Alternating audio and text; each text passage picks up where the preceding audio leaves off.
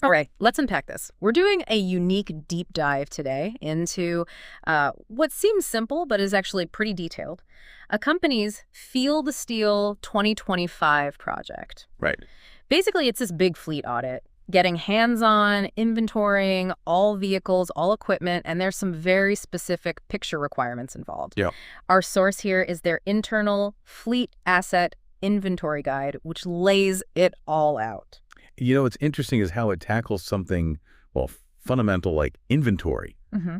Seems basic, but it's so critical, isn't it? For efficiency, tracking assets, even compliance. Absolutely. This guide, it takes that basic idea and makes it, well, precise. It's very practical, step by step. Designed to be, like you said, short, sweet, but really thorough. It covers everything. So, okay, if you're one of the people doing this Feel the Steel audit, where do you even start? How do you get the form? The guide makes that pretty clear. First step, check your email. Apparently, Bob sends out a weekly email, and there's a link right in there that just says, here. Simple enough. Click that, and it takes you straight to the fleet asset inventory form.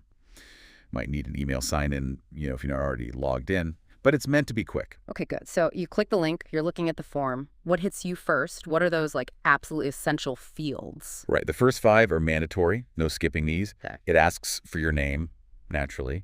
Then the foreman or the yard the equipment's assigned to. So who's responsible, basically? Exactly. And where it lives. Then the location, just city and state. The asset number, which is often their own internal ID, super important for tracking. Gotcha. And finally, the condition, and the guide stresses, answer honestly here. That sets the baseline for each piece of equipment. Makes sense. Laying that groundwork.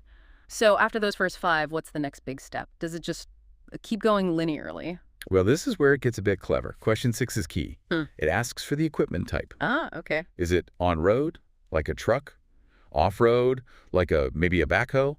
Or just a trailer?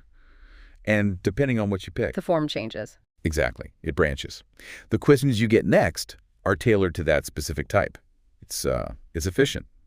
Avoids asking you about DOT numbers for a piece of off-road gear, for instance. That is smart. Saves a lot of hassle. Now, you mentioned pictures earlier. The guide seems big on visuals. Tell me about that. What exactly do they need? Oh, yeah. Visuals are huge here. They want 4 main shots.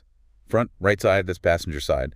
Back, and the left side, the driver's side. All 4 angles. Why so specific? It eliminates guesswork, ensures consistency, you get a full picture, literally. And here's a tip from the guide. Use your phone, not an iPad. Really? Better zoom, apparently.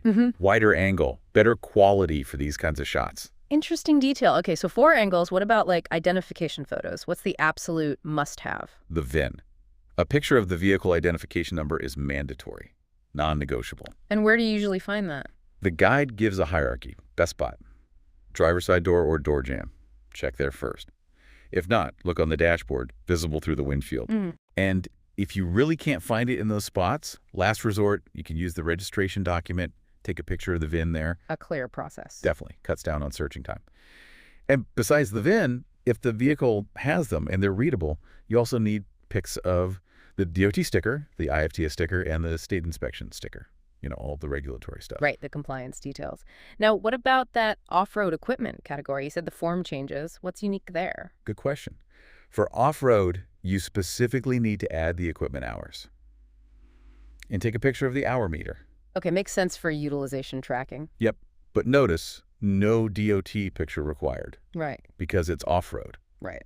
And finding the VIN on off-road stuff can be, well, an adventure. Could be anywhere, depending on the machine. Oh. The guide basically says, look carefully, it's there somewhere. Huh. Sounds like fun. So you've filled it all out, taken all the pictures. How do you finish up submitting it? You hit the submit button at the bottom. But be patient, especially if you're out in the field with maybe spotty cell service. Ah, the photo upload. Exactly. They need time to upload fully. Once it goes through, you'll get a confirmation page. Like, thanks for your submission. And if you have another piece of equipment right there. Look closely on that confirmation page. There's smaller text, usually says submit another form or something similar. Click that, and you can just keep rolling through your audits. Streamlining it. Nice. Yeah. And then the very last thing, marking the equipment. Yeah. Boots on the ground, practical step. Once an audit is totally done and submitted, you need to mark the equipment itself. How?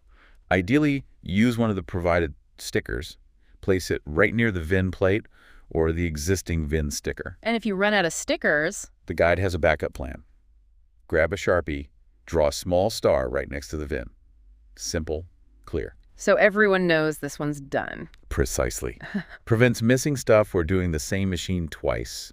It's that kind of practical, detailed thinking that makes this guide work. It really aims to be short, sweet, but totally comprehensive. It really does. This deep dive shows how they've broken down a potentially huge task into manageable, very specific steps, every detail covered. Yeah, and it's a great example, I think, of how getting well informed isn't always about grand theories.